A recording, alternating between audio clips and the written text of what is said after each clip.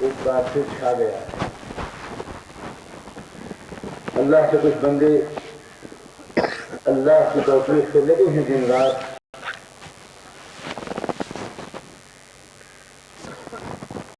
ان کی پوری زندگی صرف اللہ کے دین کی خدمت میں، اللہ کے ذکر میں، اللہ کے بندوں کو پکار پکار کر، ان تک جا جا کر اور ان کو بلا بلا کر ان کو اللہ سے جوڑنے کے کام میں صرف ہو رہی ہے۔ اللہ تعالیٰ ان زندگیوں کو بہت مبارک فرمائے اور ہم سب کو ان کی قدر کی توفیق عطا فرمائے۔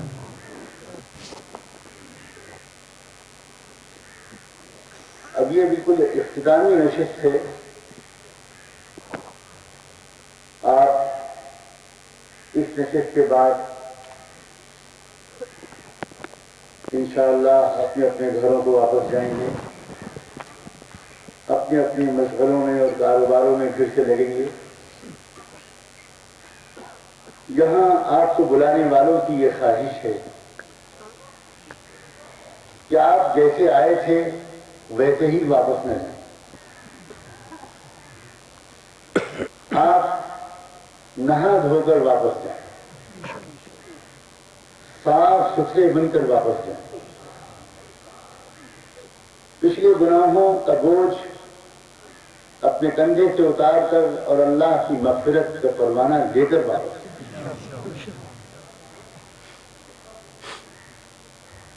زندگیوں میں اب آج سے وہ بھلائیاں جو میری اور آپ کی زندگیوں میں نہیں تھیں وہ اب داخل ہو جائیں۔ کہیے انشاءاللہ۔ اور وہ برائیاں جو ہماری آپ کی زندگیوں کے ساتھ چل رہی تھیں اور ہم ان کو نہیں چھوڑ پا رہے تھے، اب اللہ کرے کہ وہ چھوٹ جائے۔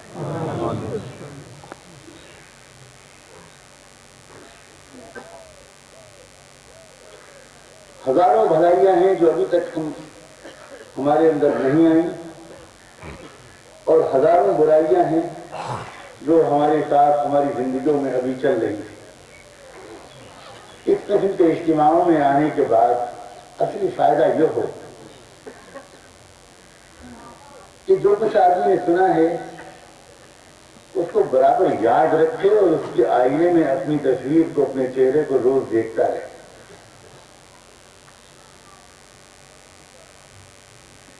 ورنہ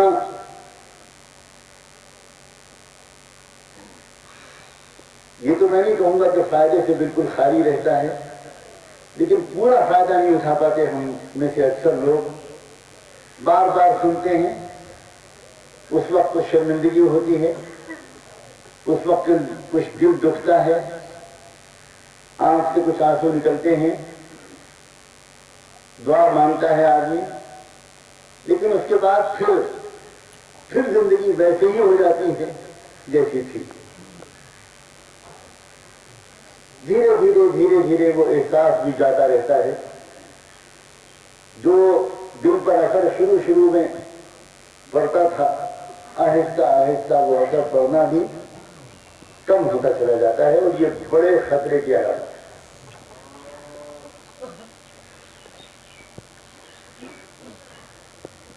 صحیح ہے کہ اب تک کی زندگیاں جو ہماری گزری ہیں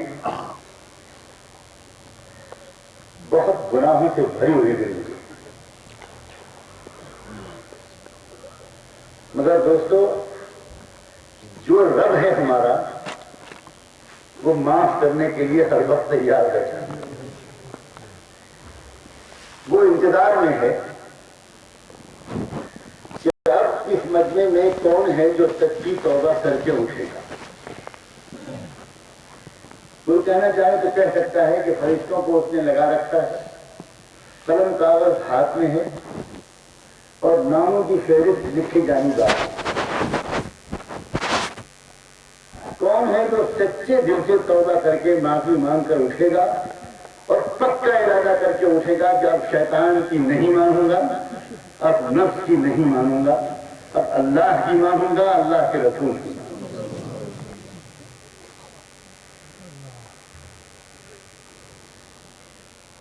کسے کہتے ہیں توبہ؟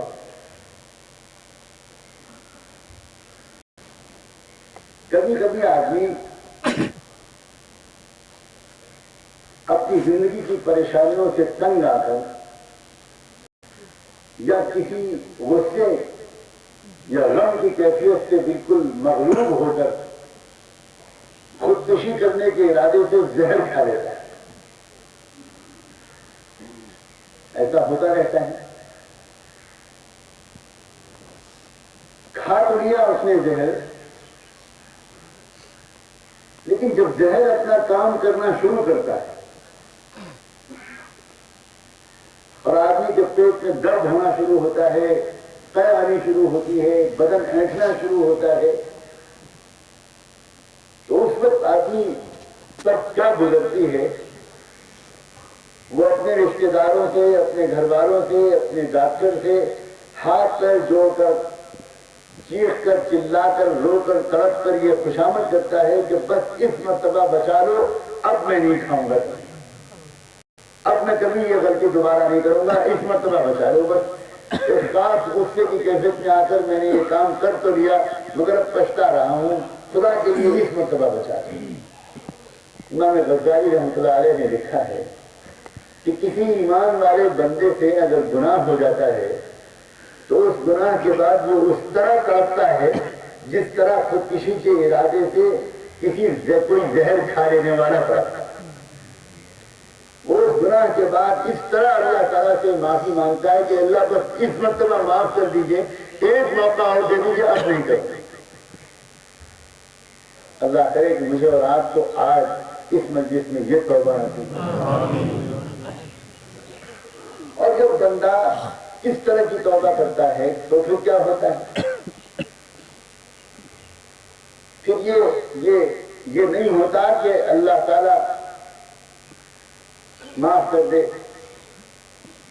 بلکہ اللہ کے رسول صلی اللہ علیہ وسلم نے تو عجیب مثال کے ذریعے سمجھایا ہے کہ گنہگار بندہ جب اللہ کی طرف واپس آتا ہے تو اللہ کو کتنی خوشی ہوتی ہے. آپ نے فرمایا کہ پچھلی قوموں میں ایک شخص تھا جو سفر پر نکلا. اونٹ کا سفر ہوا کرتا تھا اس زمانے میں، لمبا سفر تھا. راستے میں ضرورت کے لحاظ سے کھانے پینے کا سامان اس نے رکھ لیا، مگر سفر لمبا ہو گیا اور کھانے پینے کا سامان سب ختم ہو گیا. اب پانی کا ایک قطرہ نہیں بچا، کھانے کے لیے کچھ بھی نہیں بچا. اونٹ کو اس نے ایک جگہ پر باندھا اور ڈھونڈنے لگا. جس قدر ڈھونڈ سکتا تھا ڈھونڈتا رہا، مگر وہ بالکل چچل ریگستان تھا، وہاں کوئی بستی نہیں تھی اور کھانے کا کے لیے ایک دانہ میسر نہیں تھا. اس کو احساس ہو گیا جب میرے لیے قسمت میں اسی طرح مرنا لکھا تھا.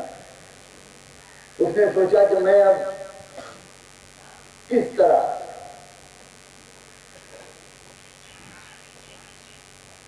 ایڑیاں رگڑ کر کیوں مروں، اب کوئی پیڑ ملا اس کے سائے میں لیٹ جاؤں اور لیٹا رہوں، بھوکا رہوں گا، فاقہ ہوگا، ایک دن گزرے گا، 2 دن گزریں گے، 3 دن گزریں گے، پھر جب وقت آئے گا تو مر جاؤں گا. اگر اسی طرح مرنا مقدر ہے. اس خیال سے وہ آ کر ایک پیڑ کے نیچے لیٹ گیا. اونٹ جو اس کے اوپر سارا سہارا تھا زندگی کا وہ کھو گیا. وہ اس نے چرنے کے لیے چھوڑ دیا تھا، وہ غائب ہو گیا. بہت تلاش کیا اونٹ کو بھی نہیں ملا. اب کوئی سبیل نہیں، نہ یہاں کچھ ہے، نہ کہیں جانے کا کوئی امکان بچا. اب تو موت بالکل ہی یقین ہے. مرنے کے ارادے سے لیٹ گیا، آنکھ لگ گئی ہے. تھوڑی دیر تھکا ہارا تھا، سوتا رہا. اب جب اس کی آنکھ کھلی تو دیکھتا ہے کہ اونٹ کھانے پینے کے پورے سامان کے ساتھ اس کے پاس کھڑا ہے. آپ سوچو ذرا کہ اس آدمی کو جو زندگی سے بالکل مایوس تھا اور مرنے کے لیے وقت کے انتظار میں تھا، جب اس کی کھوئی ہوئی زندگی اس کو دوبارہ مل گئی تو اس کو کتنی خوشی ہوئی، کتنی خوشی ہوئی ہوگی۔ یہ بیان کرنے کے لیے اللہ کے رسول صلی اللہ علیہ وسلم نے ایک اور بات کہی کہ مارے خوشی کے اس آدمی کی زبان سے اس وقت ایک جملہ نکلا، اور جملہ یہ تھا کہ اللہم انت عبدی وانا ربک۔ خوشی میں آدمی کہنا کچھ چاہتا ہے بعض وقت اور زبان سے نکلتا کچھ اور ہے۔ وہ کہنا تو یہ چاہتا تھا کہ اے اللہ میں تیرا بندہ اور آپ میرے رب و پروردگار، آپ نے کس طرح میرے اوپر رحم کیا ہے، بجائے اس کے کہ وہ یہ کہتا، الٹا کہہ گیا اللہم انت عبدی، اے اللہ آپ میرے بندے اور میں تیرا رب۔ صرف خوشی ظاہر کرنے کے لیے اللہ کے رسول نے صلی اللہ علیہ وآلہ وسلم یہ انداز اختیار کیا کہ اس کو اپنا کھویا ہوا اونٹ اور اپنی کھوئی ہوئی زندگی کا سامان دوبارہ ملنے سے کتنی خوشی ہوئی۔ اور یہ سب کہنے کے بعد آپ نے فرمایا جب کوئی گنہگار بندہ یا بندی اللہ کی طرف واپس آتا ہے، توبہ کرتا ہے، تو اللہ کو اس سے زیادہ خوشی ہوتی ہے جتنا اس مسافر کو اپنی کھوئی ہوئی زندگی کے ملنے سے۔ اللہ کو کیا مل گیا؟ اگر ہم واپس آئے اللہ کی طرف تو فائدہ کس کا ہوا؟ ہمارا یا اللہ؟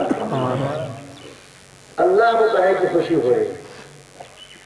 اصل میں وہ محبت جو اللہ کو ہم سے ہے ابھی تک ہم محسوس ہی نہیں کرتے۔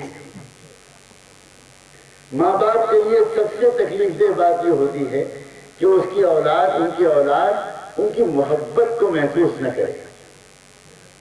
بہت سی غلطیوں کو ماں باپ معاف کر دیتے ہیں اپنی اولاد کی، لیکن اگر وہ اپنی کسی اولاد میں یہ مزاج دیکھتے ہیں کہ وہ اولاد فلاں کی دوستی کو بھروسہ کرتی ہے، فلاں کی محبت پر اس کو زیادہ اطمینان ہے، لیکن اپنی ماں کی محبت، اپنے باپ کی محبت ان کو اولاد بالکل سمجھتی ہی نہیں کچھ، تو یہ بات اولاد ماں باپ کے لیے ناقابل برداشت ہوتی ہے۔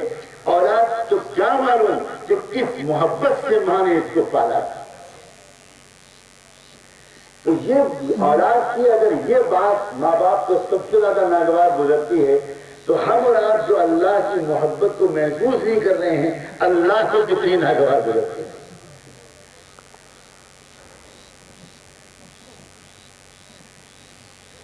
اللہ تعالیٰ کس کے لیے یہ ہوائیں چلا رہا ہے، کس کے لیے یہ غلے اگا رہا ہے، کس کے لیے بارش اتار رہا ہے، سورج روزانہ کس کے لیے نکالتا ہے، وہ چاند روزانہ کس کے لیے نکالتا ہے، وہ یہ سارا نظام زمین اور آسمان کا کس کے لیے ہے؟ فرشتوں کے لیے، اللہ کے اپنے لیے ہے، کس کے لیے ہے؟ وہ بار بار قرآن میں سمجھا رہا ہے خلق لکم ما فی الارض جميعا، میرے بندو جو کچھ میں نے زمین میں پیدا کیا ہے تمہارے لیے پیدا کیا۔ کبھی کبھی بہت خالی وقت ہے یہاں لوگوں کے پاس، کبھی کبھی ذرا 10 15 20 منٹ 25 منٹ 5 منٹ ذرا کسی میدان میں نکل کر کسی دریا کے کنارے، کسی لیک کے کنارے، کسی چمبلا کھڑا ہو کر ذرا نظارہ کیا کیجیے، اور کبھی کبھی کہا کیجیے اے اللہ یہ سورج آپ نے میرے لیے نکالا، اے اللہ یہ پیڑ پودے آپ نے میرے لیے اگائے، یہ ہوائیں آپ نے میرے لیے چلائی، یہ سمندر آپ نے میرے لیے بنایا، یہ بارش آپ میرے لیے بھیجے ہیں، یہ زمین آپ نے میرے لیے بنائی، یہ گھاس آپ نے میرے لیے اگائی، یہ سیب اور یہ ناشپاتیاں آپ نے میرے لیے پیدا کی ہیں۔ ہم کیسے جانوروں کی طرح کھاتے رہتے ہیں، ایک مرتبہ شکر کرتے ہوئے اللہ کی طرف دیکھتے ہیں؟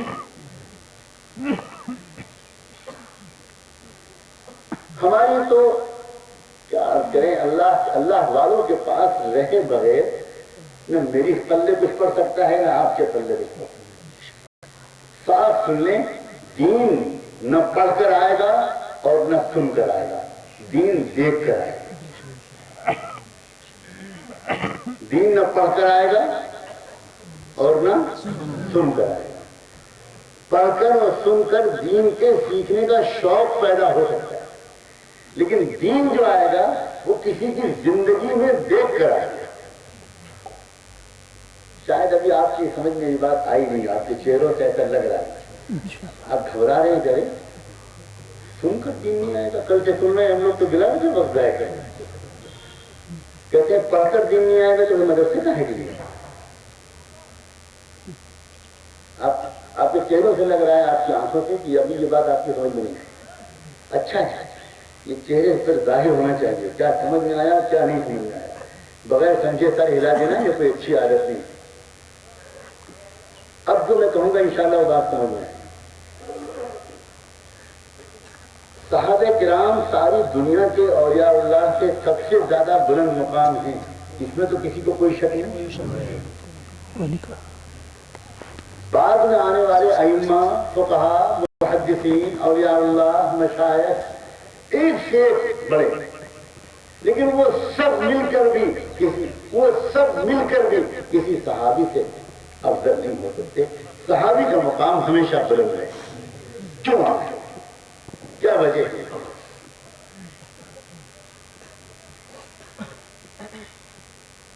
معلومات تو بعد میں زیادہ بڑھی ہیں، معلومات پہلے اتنی نہیں تھی۔ مجھے اس کے کہنے میں کوئی بھی ہچکچاہٹ نہیں ہے کہ اکثر صحابہ کو اتنی معلومات نہیں تھی جتنی معلومات بعد میں آنے والے محدثین و فقہا کو، اس میں کوئی ہچکچاہٹ کی بات نہیں۔ جہاں تک معلومات کا سوال ہے، کتابیں بعد میں لکھی گئیں، حدیث و فقہ کی کتابیں بعد میں لکھی گئیں، قرآن تک پورا مرتب نہیں ہوا تھا اکثر صحابہ کی زندگی میں، اور تو چیزیں چھوڑیں، سیرت و تاریخ کی ساری کتابیں بعد میں لکھی گئی، لیکن درجہ ان کا بڑا ہے۔ کیوں؟ اس کی صرف ایک وجہ ہے، وہ یہ ہے کہ اسلام نام جن حقیقتوں کے مجموعے کا نام ہے اسلام، اس کو جس معیار پر دیکھنے کا موقع صحابہ کو ملا، رحمت دو عالم محمد رسول اللہ صلی اللہ علیہ وآلہ وسلم کی زندگی میں اس معیار کا اسلام دیکھنے کا موقع بعض والوں کو نہیں ملا۔ اسلام نام ہے تقوی کا، جس معیار کا تقوی، جس بلند ترین معیار کا تقوی صحابہ کی آنکھوں نے محمد رسول اللہ صلی اللہ علیہ وسلم کی زندگی میں دیکھا تھا، اس معیار کا تقوی جو بعض والوں کو دیکھنے کو نہیں ملا ہوگا۔ جس معیار کا جیسا سجدہ، جیسا رکوع، جیسی نماز، جیسے اخلاق، پڑوسیوں کے ساتھ حسن سلوک، غریبوں کے ساتھ حسن سلوک، غلطیوں کو معاف کرنے کا مزاج، بدلہ نہ لینے کا مزاج، یہ سب جتنے بلند مقام پر اللہ کے رسول کی زندگی میں تھا، انہیں سے تو تقسیم ہوا بعد میں سب۔ تو جو معیار اللہ کے رسول صلی اللہ علیہ وسلم کی زندگی میں تھا، اخلاق میں، عبادات میں، معاملات میں، معاشرت میں، عقائد میں، ایمانیات میں، وہ اس معیار جو صحابہ کو دیکھنے کو ملتا تھا وہ بعض والوں کو نہیں ملا۔ اور یہیں سے پتہ چلا کہ دین جتنا دیکھ کر آتا ہے اتنا سن کر اور پڑھ کر نہیں۔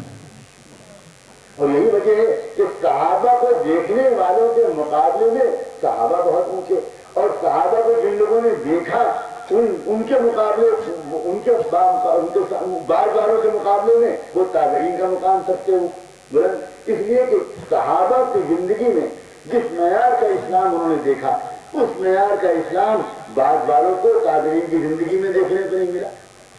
اور اسی طرح درجہ بدرجہ جیسے جیسے زمانہ دور ہوتا جا رہا ہے، ویسے ویسے صورتحال یہ کہ جو ہم سے بڑے ہیں، جو ہم سے پہلے جنہوں نے دین کو سیکھا، ان کی زندگی میں جو دین ہے وہ ہماری زندگیوں میں نہیں۔ تو دین تو اصل میں دیکھ کر آتا ہے۔ اس زمانے کا بہت بڑا فیشن یہ ہے کہ اس کی ضرورت سمجھنا ہی لوگوں نے چھوڑ دیا ہے کہ ہم کسی کو دیکھ کر دین کو سیکھیں۔ اسی لیے یہ بہت بڑے بڑے فتنے پیدا ہو رہے ہیں جن کا آپ تذکرہ سنتے ہیں۔ اس ضرورت کا احساس ختم ہو گیا۔ کوئی آدمی اردو کی کتاب پڑھ لیتا ہے، کوئی آدمی انگریزی کی کتاب پڑھ لیتا ہے اور ماشاءاللہ فتوے دینا شروع کر دیتا ہے، تحقیق کرنا شروع کر دیتا ہے، مشورے دینا شروع کر دیتا ہے، یہ کیوں نہیں ہے، یہ کیوں نہیں ہے، اور یہ کیوں ہے، اور وہ کیوں ہے۔ عجیب عجیب قسم کی باتیں، عجیب عجیب طرح کی باتیں۔ کوئی طلاق کے مسئلے کو اٹھاتا ہے اور کوئی کوئی عمرانہ کے مسئلے کو اٹھاتا ہے، کوئی کیا اس مسئلے کو اٹھاتا ہے، کوئی طرح طرح کے مسائل کا ہر شخص اظہار کا خیال کر رہا ہے. جس نے کچھ نہیں جانتا جو شخص جو بالکل نہیں واقف ہے قرآن سے حدیث کے فقہ سے، اس کا بھی کہنا ہے کہ صاحب ہونا تو یوں چاہیے، میری سمجھ تو یوں آتا ہے. یعنی ایسا معلوم ہوتا ہے کہ دین جو ہے وہ اللہ تعالیٰ آپ سب کے مشورے سے بنائے. سب سے پوچھے گئی کہ جمن تم بتاؤ، اور تلو تم بتاؤ، اور شبراتی تم بتاؤ، اور بوا لطیفن تم بتاؤ کہ مسئلہ کیا ہونا چاہیے. یہ تو تماشا بنا رکھا ہے اس دور میں. اسی لیے ہے کہ ہم لوگوں نے اللہ کے صحیح دیندار بندوں کو دیکھ کر دین کو سمجھنے کی کوشش کی. اگر دیکھ کر کرتے نا تو اپنی اوقات ہم سب کو یاد رہتی، اور آدمی احتیاط سے بولتا، احتیاط سے سوچتا، احتیاط سے لکھتا، جو کچھ بھی کرتا وہ احتیاط سے کرتا، بے احتیاطی سے. ایک آواز لگائی جا رہی ہے ان مدرسوں کے جلسوں کے ذریعے، ان اجتماعوں کے ذریعے. جو بنیادی بات ہے میں سیدھے سادے لفظوں میں اس وقت آپ سے کہنے کے لیے پھر بیٹھا ہوں. جو آخری اجلاس کا ایک پیغام ہونا چاہیے وہ میں بالکل سیدھے سادے لفظوں میں اس لیے دینے کی کوشش کر رہا ہوں کہ ہر ایک کو یاد رہے، ہر ایک کچھ یہاں سے کچھ بات لے کر جائے. جو 3 سرچشمے ہیں، اللہ کا بہت بڑا کرم ہے کہ پورے عالم میں چل رہے ہیں. اور یہ بھی اللہ کا بہت بڑا کرم ہے کہ پچھلی کئی سو سال سے ان سرچشموں کو اللہ نے جاری کیا ہے اسی خطے سے، اسی ملک سے جس کے ہم اور آپ باشندے ہیں. اور اس وقت میں آپ سے یہ کہنا چاہتا ہوں کہ ان تینوں کی قدر کی. جب انگریز ہندوستان کو چھوڑ کر گئے تھے تو لوگ تو یہ سمجھتے ہیں کہ ہماری جدوجہد کے نتیجے میں مجبور ہو کر وہ ہم کو آزادی دے کر گئے تھے. ابھی گزرا ہے 15 اگست، ہر طرف تقریروں میں اسی طرح کی باتیں آپ نے سنی ہوں. قصہ اصل میں اتنا آسان اور سادہ نہیں ہے. انگریز یہاں آئے تھے ایک بہت بڑے مشن سے، ایک مقصد کے ساتھ، اور وہ مقصد یہ تھا کہ ان کو اس ملک کے بارے میں اطلاعات مل رہی ہیں. غور سے سننا، یہاں کے بارے میں ان کو خبریں مل رہی تھیں کہ یہاں کے لوگ، یہاں جو اللہ کے نیک بندے، اب ہم تو ان کو اللہ کے نیک بندے کہہ رہے ہیں اور پختہ یقین کے ساتھ کہہ رہے ہیں کہ اللہ کے نیک بندے تھے. ان تک جو خبریں پہنچتی تھیں اس میں الفاظ کیا استعمال ہوتے تھے ان کے نقل کرنے کی کوئی ضرورت نہیں. ان کو یہ خبریں دی جا رہی تھیں کہ جس تیزی کے ساتھ اس ملک میں یہاں کے رہنے والے غریب اور مظلوم اور دبے کچلے لوگ اور روحانیت کا ذوق رکھنے والے یہاں کے اصلی پرانے باشندے جس تیزی کے ساتھ اسلام قبول کر رہے ہیں، اگر یہ رفتار جاری رہی تو آئندہ یہ پورا علاقہ یہ خلافت عثمانیہ سے کئی گنا بڑی خلافت بنے گا. یہ تھا خلاصہ ان خطوط کا جو یہاں سے لکھے گئے تھے برٹش امپائر کو بھی اور کرسچن مشنری کو. اللہ تعالیٰ کا ایک یہ بھی بڑا کرم ہے کہ راز رہ نہیں پاتا.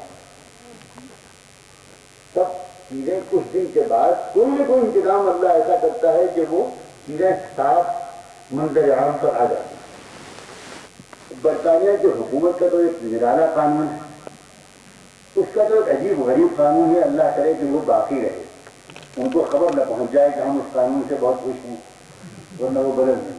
اس نام کا ایک فرانس کا سیاح ہندوستان میں گھوم رہا تھا، اور وہ سیاح نہیں تھا، ٹورسٹ کے بھیس میں. وہ دراصل یہاں یہ حالات دیکھنے کے لیے آیا تھا کہ یہاں ہو کیا تھا. تو اس نے جو دور دیکھا تھا وہ دور تھا جس میں حضرت خواجہ معین الدین چشتی رحمۃ اللہ علیہ کے سلسلے کے مشائخ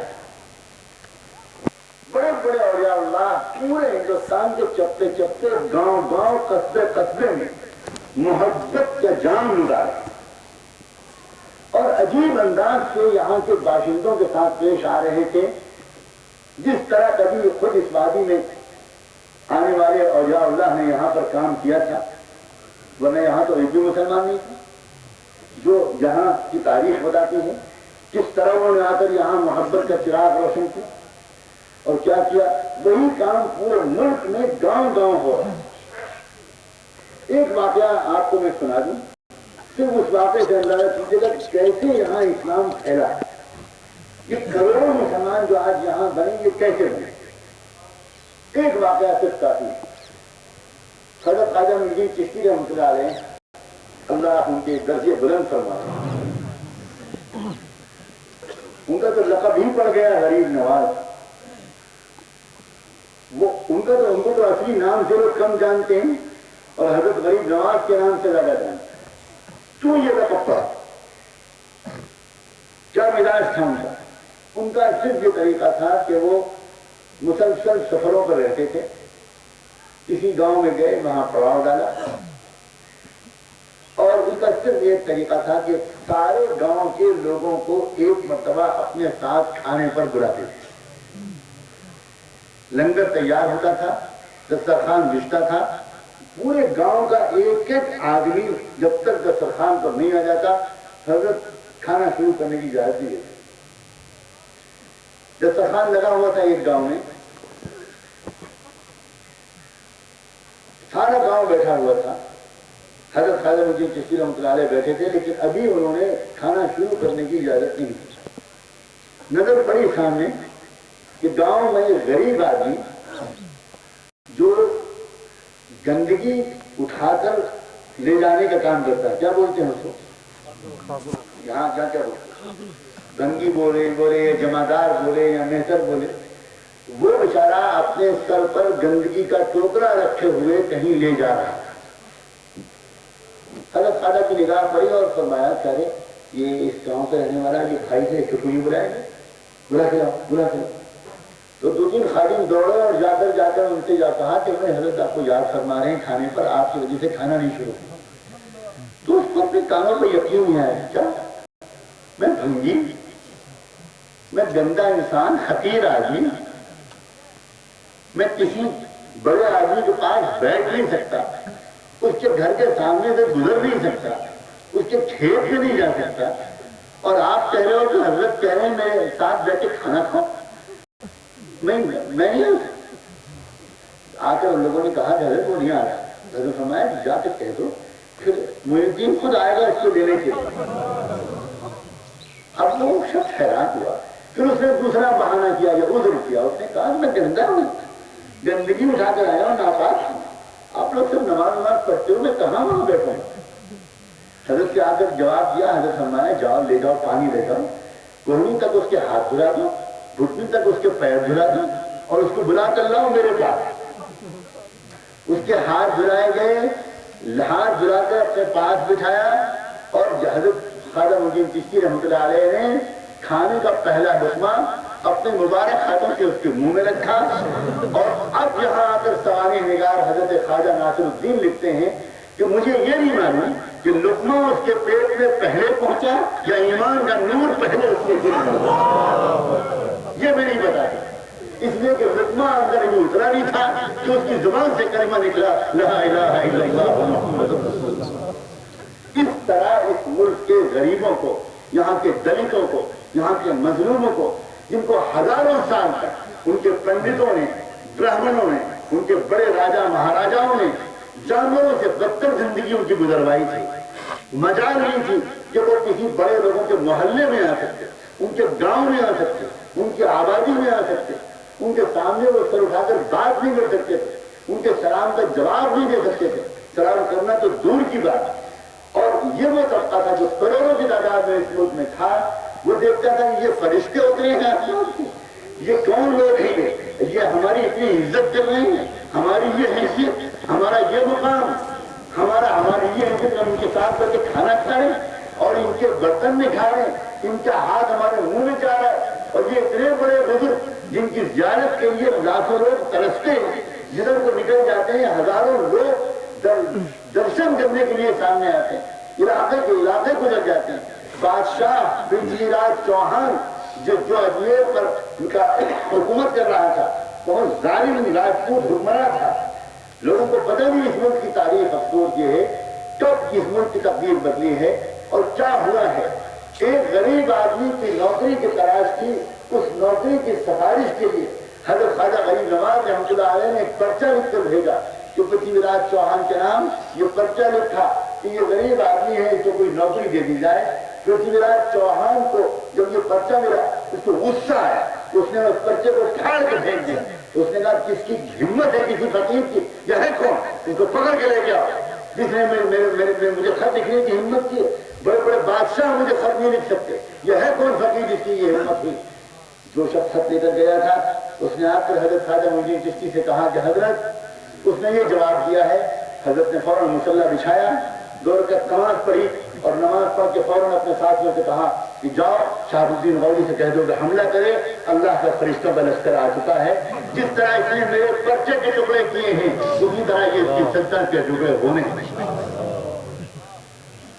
جب یہاں اس ملک میں اس طرح اسلام پھیلا، ہمارے اور آپ کے آباء و اجداد، ہم میں سے ہزاروں کے آباء و اجداد اسی طرح مسلمان ہوئے ہوں گے، اسی طرح ان کو اسلام ملا ہوگا۔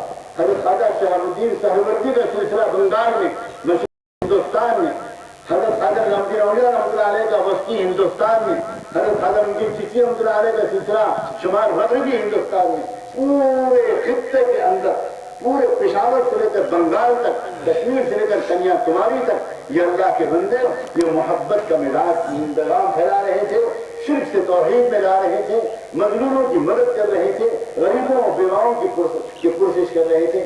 اس وقت اس جاسوسوں نے برٹش امپائر کو اور کرسچن مشنری کو لکھ کر بھیجا کہ اگر آپ نے یہاں پر جلدی نہ آئے اور یہاں کے لوگوں کو آپس میں نہ لڑایا اور سیاسی طور پر ایک دوسرے کا دشمن نہ بنایا اور یہاں آ کر آپ نے جماعت گنڈول کی پالیسی اختیار نہ کی، اگر آپ نے یہاں کے لوگوں کو آپس میں دوسرے کے دشمن نہ بنایا تو بہت جلد یہ پورا علاقہ اسلام میں داخل ہو جائے۔ یہ ہے وہ سبب جس کی وجہ سے انگریز یہاں آئے۔ وہ یہاں نہ کاروبار کے لیے آئے تھے، نہ تجارت کے لیے آئے تھے، وہ اس بہانے سے آئے تھے، وہ انٹری کا ویزا حاصل کرنے کی ایک کوشش کی، اندر قدم جمانے کا یہ ایک ترکیب تھی، اور اس کے بعد انہوں نے وہ سب کیا جس کے بارے میں نے اشارہ کیا، لڑایا آپس میں، بدزنیاں پھیلائیں، دشمن بنایا، اصل کام سے ہم کو ہٹا دیا۔ ہم اصل کام، ہم لوگوں کے جان و مال کو لوٹنے کے لیے اس دنیا میں نہیں آئے ہیں، ہم اللہ کے بندوں کو دنیا سے آخرت تک کامیاب کرنے کے لیے آئے ہیں۔ ہمارا رشتہ دنیا کی قوموں سے نفرت والا رشتہ کبھی نہیں تھا، ہمارا رشتہ دنیا کی قوموں سے وہ رشتہ تھا جو رحمت دو عالم محمد رسول اللہ صلی اللہ علیہ وآلہ وسلم کا دنیا کے تمام انسانوں سے۔ انگریزوں نے ہم کو اپنے اصل کام سے ہٹایا، اصل مزاج سے ہٹایا، ہم کو کسی اور مزاج کر لے گئے، اس کی ایک لمبی کہانی ہے، مجھے تو کہنا کچھ اور ہے۔ جب انگریزوں کی حکومت یہاں پر جم گئی تب انہوں نے ایک سروے کروایا، اس سروے کا ریکارڈ بھی لندن کے لائبریری میں موجود ہے۔ سروے یہ کروایا کہ اس ملک میں جو کہ مکے مدینے سے اتنی دور ہے، یہاں لوگوں کے دلوں میں اللہ رسول کی محبت جو آتی ہے اور اسلام سے جو تعلق آتا ہے، یہ آتا کہاں سے ہے، اس کا سورس کیا ہے، اس کا سرچشمہ کیا ہے۔ تو انہوں نے سروے کے بعد کہا کہ 2 سرچشمے ہیں، 2 چیزوں سے یہاں کے لوگوں کے دلوں میں اتنی دوری کے باوجود اور اتنی کوشش کے باوجود یہاں کے لوگ دین پر قربان ہونے کے لیے ہر وقت تیار رہتے ہیں، دین چھوڑنے پر آمادہ نہیں۔ 2 جگہیں ہیں، ایک ہے مسجد اور ایک ہے مدرسہ۔ کیا ہے؟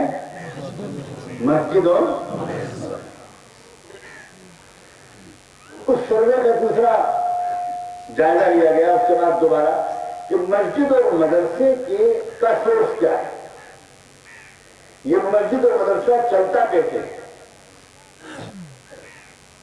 ہم تو ان کو امداد دیتے نہیں، سرکار برطانیہ تو ان کو وظیفہ دیتی نہیں، سرکار برطانیہ تو کالج کھلوا رہی ہے، اسکول کھلوا رہی ہے، لیکن مدرسے کو امداد نہیں دیتی سرکار برطانیہ، مسجد کو امداد نہیں دیتی سرکار برطانیہ، پھر یہ آخر یہ چل کیسے ہیں؟ تو رپورٹ پھر پیش کی گئی اور اس رپورٹ میں یہ لکھا گیا کہ بڑے بڑے مسلمان عمرا، راجا مہاراجا، تعلق داران، اسٹیٹس کے بڑے بڑے روسا، ان سب کی ریاست کے بجٹ میں ایک حصہ ہوتا ہے اپنے علاقے کی مسجد اور مدرسوں کی، اور یہ بالکل صحیح رپورٹ تھی۔ پہلے مدرسے ایسے ہی چلا کرتے تھے، پہلے مسجدوں کا نظام عام طور پر جو مسلمان ریاستیں تھیں، اسٹیٹ تھے، عمرا تھے، تعلق داران تھے، جاگیرداران تھے، انہی کے دربار سے، انہی کے اپنے خرچے سے مسجد و مدرسے چلا کرتے تھے۔ تو ہم نے پلاننگ کی کہ ٹھیک ہے، ہم ایک کام یہ کرتے ہیں کہ آئندہ 50 سال یا کا منصوبہ بناتے ہیں، اور 50 سال میں ہم ایک کام یہ کریں گے کہ زمینداری کو اور اسٹیٹس کو ختم کر دیں گے، زمینداری کو ابولش کر دیں گے، ریاستیں ختم ہو جائیں گی اور کچل کے رکھ دیں گے ہم یہاں کے سرمایہ دار طبقے کو، ملک کو اس حساب سے اس کا نئے طرح سے جغرافیہ بنائیں گے